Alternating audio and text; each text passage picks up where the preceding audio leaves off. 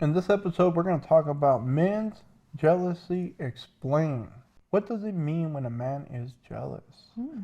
This is To Win Begins Within with Israel and Amber, and this is quality perspectives for quality of life. So jealousy, let's define it in the first place. The whole thing that we got this topic is that you made a video, a short, and you got a lot of comments on there. I did. So what is it basically that you were talking about? What is the message that you said on that? The message that I was saying is that sometimes when men express themselves in a certain way, it comes off as jealousy, but that inadvertently kind of tells the woman that the man that approached her could potentially be a better option for her than you. Okay, can you kind of run down like an example? So for an example, if a guy approaches her and they're talking or whatever, and The guy gets jealous. the boyfriend of the girl comes in, he gets jealous and kind of like starts or makes a scene. Or Kinda shows makes a whatever scene, signs of Right. jealousy. So she's interpreting it as jealousy. So even though maybe not at that moment, she might think like, oh, that's really sweet. He really cares about me. He doesn't want to lose me. But if he continues to have those actions over time, Or even just one time, actually. it could be just the one time. But I think usually if at first it seems very flattering to a woman. To be desired by more than one man, absolutely. That's not what I meant. Flattering that her man didn't want to lose her, because that's typically what jealousy is, right? It's the fear of fear of losing something. Okay. So I think the woman initially is flattered. But if this is something that happens often, eventually she's going to think, oh, my guy thinks that I have all these other options out here that might potentially be better than him for me. So in other words, I tell them it's the hypergamous switch is turned on. Where she kind of like subconsciously, what you're saying was, why does he get jealous? Is that because he thinks that they have potential for them to take me away. Right. So in order for a man to feel that way, there must be some potential in them that I'm not seeing, that he sees, that there is some value there. Correct. And that was just kind of like one scenario that I kind of did. I didn't say that was like an all-time thing. So this is a complicated thing because there's different aspects, but I'm going to simplify it the best way. When I explained it to you, it made a lot of sense. Yes. So we talked about it earlier, and you did. You explained to me the different scenarios in which the jealousy and those types of interactions could occur. So it did. It really opened my eyes to see things very differently. Okay, so jealousy, there's different definitions, but the basic one is the fear of loss. So fear of loss is that you have something and somebody can take it away from you. So let's say a guy has a girlfriend and somebody else can come and take her away. And the boyfriend feels, see, I can lose. So there's a potential of loss somewhere, and that's where the jealousy comes from.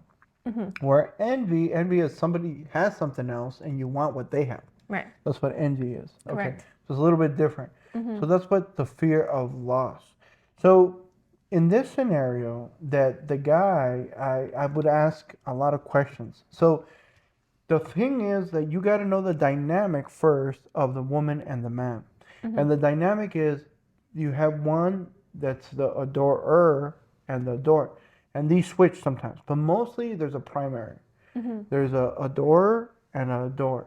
So in other words, when you hear who wears the pants in the relationship, the person that wears the pants is the one that's being adored. Right. Okay? Who's the real boss? Who calls the shots? Who has the final say? Who has the final say? So the one that is catered to more, because the other person is the adorer. So sometimes the guy's the adorer and caters to the woman, and sometimes the guy is being catered by the woman because she adores him. That's the dynamic. Sometimes they can switch up, but usually it's primary in most circumstances. So I asked her, and she's like, "What does that have to do with it?" Because that's the whole point. So let's say a girl is approached by a guy, and her boyfriend is at a distance. Okay. So the example that you gave me was like at a bar. Yeah. So I was like, let's say there's a group of friends, couples, and two of the girlfriends go to the bar, the husbands, and the other group stays at the table. And a guy comes up to them and approaches one of the girls. Let's say your girlfriend. Okay. So my girlfriend. Okay. Well, just yeah. since you're speaking. Right. Like, yeah. So I'll tell you what my girlfriend does naturally. So our dynamic, I'm the being the one adored, and she's the adorer. Okay. So the two girls go, and the guys are left behind, and then they get the girls get approached, or that one girl gets approached, and they get approached by the guy, and in particular her. Okay. So the guy's showing interest to her, and I go, okay. First of all, if you go over there, and we have this dynamic, a lot of the adorers do not, what I call, they have like a wandering eye. So they're eyeballing. So basically how men and women communicate interest is the first communication is nonverbal language is through eye contact. Okay. That's how people, like when you like somebody, you look at them. Your attention keeps going there. Your feet go that way. So there is a subconscious feeling that people get. So if a girl keeps looking, it's like you hear those guys, hey, she keeps looking at you, go ask her out. Yeah, that's true. That's what it is. That's the first steps of Initiating interest is through the eyes. So when you have an adorer, she is really not eyeballing. She's not she's not sending those signals to come and approach me. She's not making herself approachable. Right. Think about it. If she really is an adorer, she wouldn't have Instagram. She doesn't have Tinder. She's not looking. Her hypergamous nature is not activated as high. So when a girl's hypergamous nature is really activated, what are they doing?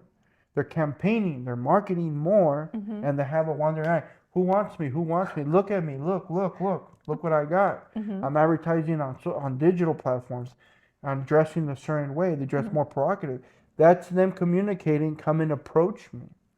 So an adorer is not going to have that behavior. The more she adores the guy, the less behavior she has. By definition, if the girl really adores the guy, she cancels other guys because she says, this is my best option. This is what I'm going to do. So the dynamic between an adorer and adorer is the adorer gets the guy that she wants. Okay? Not necessarily the relationship she wants, but the guy that she wants. It could be the relationship and the guy, but typically it's the guy that she wants, and she compromises and settles with the relationship that he wants to have because she adores him so much. So he calls the shots. These are my conditions. This is what you're going to go by. If you want me, this is what you kind of have to follow. That's what it is. So in that dynamic, the opposite is if the girl is the one that's being adored, then she has the relationship she wants. That's why she's with him, but not with the man she wants. So she's going to be more inclined of her hypergamous nature. So the hypergamous nature, you got to kind of look at it as like the probabilistic perspective of progression of gain. So in other words, is what they're thinking, their perspective, because it could be wrong, their perspective of possible gain, progression and gain from somebody else. So that's why an adorer, she says, I have the relationship I have, but I'm still looking. So a girl, I met girls, several, when you've been there too, right? Where they're promoting, I go, look, she's advertising, she's marketing. Oh, absolutely. And she's with a guy. So I already know that she is the one being adored. Because what happens is that she's looking to upgrade and replace. That's her hypergamous nature, is to progress, to get more gain out of a relationship than her current relationship. So basically, why did the guy even go and approach her? Now, there could be a moment where there's miscommunication and eye contact, where she made eye contact. My girl's very friendly, and she's very beautiful, and she's very attractive. So she has a nice body, she works out, and I know a lot of guys like her. So she gets hit on a lot, but she makes it right away known because she's adored. She doesn't want to lose. An adorer doesn't want to lose anything with the one she adores. So she doesn't risk it because she's the one where she wants to be. Right, now remember, I don't entertain it. She's the adorer is her perspective. So there could be another girl and be like, I don't know what you see in him. And it's just that's a stupid bitch. But she has her perspective. She could have Agreed. liked, midgets or something. I don't know what she's into. Something that's totally not me. So her perspective is what matters. So you can have the right qualities. You can be, 6'1" like I am, and then in shape, and you can make some money and this, and that's not enough. It's whatever she thinks is attractive. So I might be to another girl Too a much. 6, and to her I'm a 10, Absolutely. and to another girl I'm a 7, and so forth and so on. Right. So it's really their perspective and it's their evaluation system. If the girl doesn't see me as a 10, it's because her evaluation system's fucked up. That's just basically it. But that's how it is. So if she adores you, she's gonna look at, I don't want to fuck things up. So she I'm not does gonna the job jeopardize for it. you. A lot of guys go over there. She gives them like the right away. Like, I have a boyfriend. I don't need anything. She doesn't even make eye contact. And No. when she goes to herself, like when she dresses with me, I like to show her off. So she dresses a little bit sexier, especially when we work out. Because that's But she doesn't feel comfortable because she feels like she's marketing. So she says, "Is that okay? Whatever." But then she goes to the store. She, on her own will, I don't tell her because she gets it. She puts on a baggy shirt to cover everything up. Why? Because she's stopping the attention from being approached. Yeah. Okay, now there's women that are with some guys that they do adore, and they like the attention and validation from other men, especially attractive men. But they have their limit. So a man can go over there and talk to him. They can appreciate it and then be like, that'll do, pig. That's enough. That means I still got it. Guys are coming up to me. I feel good. Right. That's enough. Thank you for And the they can listen. validation. Thank you for That's the all I validation, needed. and move on. So women do it differently, but that's a little bit different. If they need that attention, they can get that validation somehow. So an adorer usually does not want to mess things up when the one she adores. So her behavior reflects that. Right. When she's the one that's being adored and the guy's the adorer, that changes the whole dynamic because he kind of knows. He doesn't know. He thinks she's out of my league, and she knows I get catered by him because he perceives me higher. So her hypergamous nature says I can do better. So she kind of invites that approach. So that's the whole dynamic there. So let's say the guy comes in for whatever reason, she's still the one that adores me and goes up to him. I don't really have to get jealous or anything because she kind of slaps him down. She's like, no, I'm not interested. I got a girlfriend or whatever. And he keeps insisting. Got a boyfriend. I mean, I got a boyfriend or whatever. And then if he keeps insisting, she'll just go towards the words and be like, hey, listen, I don't want any problems. Be a little bit clear. And then if he still doesn't get it, she'll basically, hey, fuck off. You don't get the message? I got somebody. Don't tell me. I don't want to be rude, but hey, fuck off. I've been nice about it, so listen to me. So that's when, and then the guys will get the message. Okay? So I don't really have to go over there and be like, hey, what are you What's doing with going my on? girl? Yeah. And stuff like that. I have to do that. I never had to do that because she does it for me. But if, let's say it was the guy is a adorer and she gets approached. The guy adorer, what does he do? Hey, what are you doing? That's my girlfriend. See? He's already kind of feeling insecure because maybe the guy has a chance with her, but it's not necessary the guy has a chance for her or he thinks that. It could be true. It depends. But there's a certain thing that the guy knows about the girl. So like if the girl's, he kind of is familiar with her evaluation system. So let's say the girl's evaluation, just to make things simple, she evaluates a guy's worth on the money he has. So if a guy approaches and the guy sees signs that he might have more money than he does, then he is kind of realizing that I can lose her because her evaluation system is according to money. So if the guy is richer than me, I will lose her. And that's her hypergamous nature. So it's not like, let's say he's really jealous.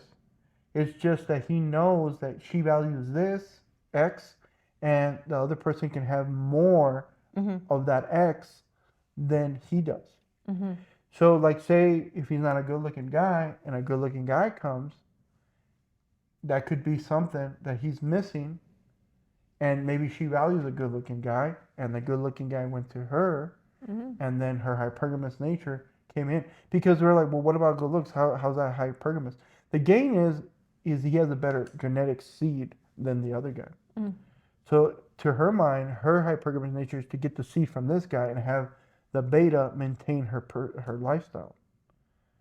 So some guys see that. So if they know the evaluation system of the girl, they'll know that. So like say celebrities, a lot of guys that like girls are kind of open about the celebrities that they like. Sure. But the guys don't worry about it because like she has no chance. Right. See, he's not jealous. But if somebody comes close to that dynamic that gets her, and he thinks there's a possibility of them getting together, then he starts to get jealous because it can become a reality of a loss. The reason he doesn't get jealous is because the celebrity, out of all the options, he's not going to pick her. Right. So that's why he feels secure not losing her. So that's why the jealousy develops with that person. So what she was saying is, it's kind of letting her know, wait a minute, he sees some value because he knows what I value, and he recognizes it because they might have the value more than he does, and that's what I would see it, and then I would go with them. So it's kind of like sniffing out their hypergamous nature. It's like mate guarding so they don't monkey branch. Yeah, it was a very interesting concept the way you explained it to me because I hadn't really thought of it that way. And the two scenarios just really clarified it. It was very interesting. So it depends on the evaluation system. That's why you never train a girl to value money because there's always somebody that's going to have more money. Or looks because there's somebody that's always going to have better looks than you.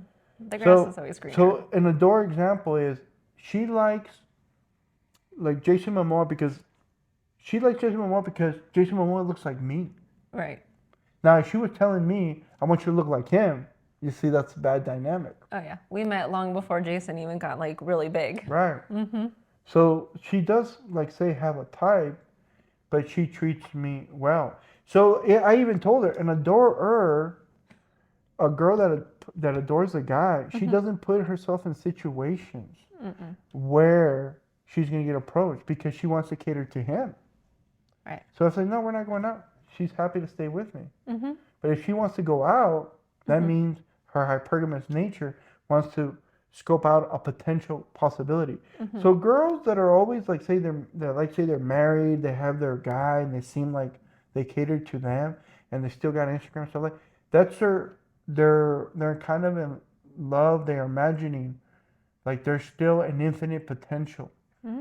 So it's the progressive boys of it. There could be a better option. The grass is always greener. Like a plan B? Exactly, like a plan B, C, D, and F, just in case. Because that's their jam. Yeah. They want to have somebody secure. So if something acts up with the ones that they're with, they're gonna start thinking. That's why the first sign of their hypergamous nature going off is them going to the gym. Because them going to the gym is meaning that they want to increase the potential options that they have. The first sign of getting their ducks in a row. That's right, because they know that men are the hook point, the thumbnail is their body. So what are they going to go do? Improve their body the first time, and they'll do plausible deniability. Oh, I just need to get healthy. I need to do this. But really what they're really doing is that they already kind of are moving on. Their hypergamous nature is going on, and they want to scout the potential. Well, yeah, because if it was really true, if she wanted to just do it to get healthy, then she'd be like, hey, babe, come with me. Yeah, Be like, let's get healthy together. Healthy together. Just start taking vitamins. That's the easiest thing to get healthy. So start eating better. That's Yeah. So it depends on the dynamic and what the jealousy means. So basically, if you're the one that adores the girl, you're going to be more jealous than the other way around. That's why I always say, pick the girl that picks you, that likes you, because girls, the girls that get the adorers, that pick them, that chase them, those are the guys they play with. Yeah. Because they're always looking for a better option. And the reason sometimes they're with that guy and nobody else is because they don't face reality. They can't lock somebody else. So sometimes they get a good-looking guy, rich and everything, checks the boxes, and the guy hits up on the girl, and the guy gets jealous, and the girl likes it, but some of it in her mind says, "This is the guy that I want," and but is he going to give me the relationship that I want?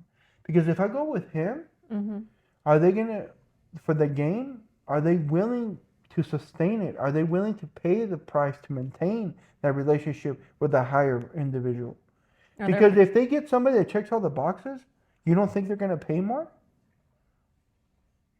If you want to gain more, usually you have to pay more. Right. Because that guy is going to demand more from her. So that sometimes they say no to the guy, not because they prefer the guy they're with. It's because what kind of price do I have to pay to stay with that guy? So she's lazy too. To sustain that gain, it's hard to maintain. And that's the thing. They're not going to pay the price. I'm like, man, I'm going to have to work out. I'm going to have to get early. I can't eat the stuff I want. Like, he's good looking. He's in shape. They'll probably cheat with that guy, and that's what they know. They'll have fun with that guy. They'll cheat with him, but they won't. They know that the guy's too good for them, and they're not going to keep up. So they'll have fun. Yeah. And that's the thing. That's why they play with the guys that like them. But the ones that they like, they play with them. So think about it, guys. The girls that like you and you don't like them, you play with them. And the girls that you do like, they play with you. So pick the best ones that choose you, because an adorer will naturally do the things that produce a good relationship. And you really don't have to be jealous. Because if she's out scattering around, she's eyeballing, or her eye is wandering and stuff like that, it means that her hypergamous switch has been more activated. All women are hypergamous, but there's different levels. If you are adored, you actually satisfy that hypergamous level. That's why women are with shitty men sometimes, because they think they're the adorer and they put up with a bunch of crap. So if you have an adorer, don't treat her like shit. So you have the power, but don't abuse it. Right. So if somebody's going to have the power, it better be you, but be responsible. When we first started talking, you were like, well, do you think I'm the jealous type? And I said, no. And you asked me why. And I was like, well, because one, I don't really think that you want to lose me, but I don't think you're afraid to lose me. And then two, you don't really perceive other people as like threats, because if you wanted something, you're going to go get it if you don't already have it. And if you don't have it, then maybe you didn't want it. So it's kind of like you're ambitious enough to go after what you want and desire, and eventually you'll get it if you don't have it yet. Well, that's because you know me. Yes. The thing is that I'm not afraid to lose you is because I don't want to be with somebody that doesn't want to be with me. Right, but that's what I mean. Like, I don't think you want to lose me, but if for whatever reason I changed my mind, you would be like, well, I understand. I don't want someone that doesn't, if I'm not their first choice. That's your evaluation system. Right. So, like, if you get a girl that just loves, like, the lifestyle, and that's how you got her, that's how you're going to have to keep her. Right. And if somebody offers her a better lifestyle, what do you think she's going to do? The probability of her switching is higher. And if you kind of know that, so when that offer is presented, that's when a guy gets jealous, because it's a high potential of loss. Yeah, but and you don't want to lose something sometimes, because then it took hard work to get a girl and to maintain her, and she's feeling good, and you're having sex and all these things, and when you lose her, you have to start all over. And that's regression. That's why it's so frustrating. Regression is frustrating. When you do a job and you have to do it over and over and over and over and not get the results, that's why sometimes guys want to preserve the girl. They have the sunk cost fallacy there. Sure. So if it's not the right girl, you're doing you a favor by going somewhere else. She's all like, oh, you don't have enough money and this guy pays this? Good riddance. She's doing you a favor. Right. Why? Because she's not interested in you. She's interested in who provides the most money. And that's a real hypergamous state woman. It's like a predatory woman almost. It's almost like a predatory woman, yes. Well, yeah. Because she doesn't value the things that are real valuable. The real value of a relationship is the synergy. You're in a better situation with another person, and they are too, and you benefit. It's like the left hand and the right hand. A right hand and a left hand can do a lot of things by themselves, but it's a lot better together. And the outcome is synergistic. And that's what a relationship, and that's why most relationships don't work.